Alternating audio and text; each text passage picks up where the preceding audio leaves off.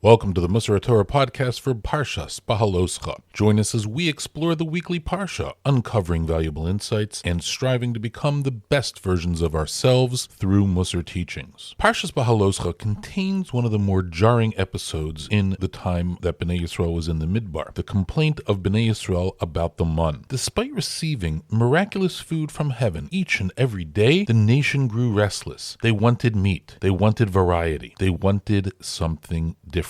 Moshe found himself in an impossible position. The people were complaining to him, about him, and around him. In a moment of rare vulnerability, Moshe turns to Hashem and admits something remarkable. He cannot do this alone. The burden of leading an entire nation is more than one person can carry. Hashem responds with a plan. Moshe is instructed to gather 70 elders who will share the load of leadership with him. Hashem describes exactly how this will work. V'yoradati v'dabarti imcha va'atzalti min haruach asher alecha v'samti alehem v'na'asu itcha v'ma'aseh ha'am v'lo sisa atol levadecha. I will come down and speak with you there, and I will draw upon the spirit that is on you and put it upon them. They will share the burden of the people with you, and you shall not bear it alone. This is from Bamidbar, Perek Yud Aleph, Pasuk Yud Zayin. Notice the language carefully. Hashem does not say that each elder will receive their own independent gift of prophecy. Instead,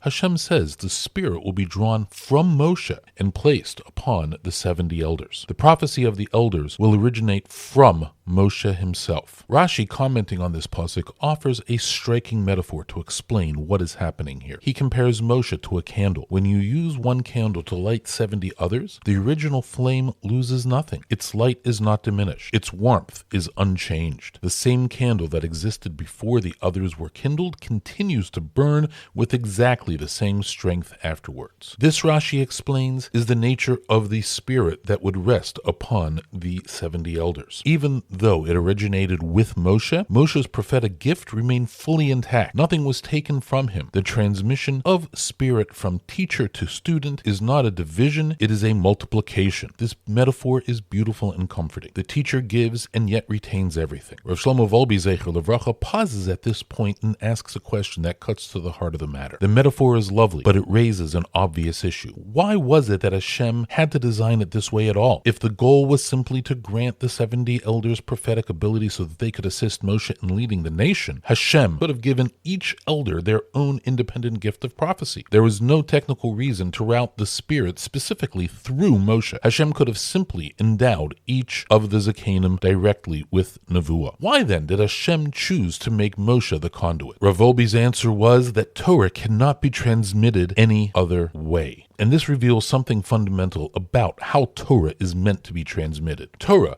does not travel through books alone. It travels from person to person, from rebbe to talmid, from teacher to student. The vessel through which the Torah moves is a human relationship. This is not merely a pedagogical preference. Rav Wolbe teaches us that when a student observes a rebbe, how the rebbe learns, how the rebbe speaks, how the rebbe treats other people, how the rebbe responds in moments of difficulty or joy, the student absorbs something that cannot be written down. The personality of the rebbe shapes the character of the talmid in ways that go far beyond the transmission of information or ideas. A student who learns from books alone acquires knowledge. A student who learns from a rebbe acquires character. We see this principle echoed in Hasidic thought as well, where avodas Hashem, the service of Hashem, is understood to be fundamentally connected to one's attachment to a tzaddik or a rebbe. The rebbe is not merely a teacher of information. The rebbe is a living model of what Torah looks like when it is fully integrated into a human life. Rav Yisrael Salanter Zeichel Levracha, the founder of the Musar movement, endorsed the same idea from his own vantage point. He taught that a student's spiritual growth is directly proportional to the Yiras Shamayim, the fear of heaven, of the rebbe under whom the student learns. The spiritual atmosphere surrounding the teacher seeps into the student. You become, in part, a reflection of who taught you. This is precisely why Hashem chose to transmit the spirit of prophecy to the Shivim Zakanim through Moshe, rather than independently. The very mechanism of transmission was the lesson. The Zakanim did not just receive a gift, they received it from someone. That relational dimension was not incidental. It was essential. We may not be in the position of receiving prophecy from Moshe Rabbeinu. However, the principle applies to every one of us. Torah growth requires a rebbe. It requires someone whose life we can observe,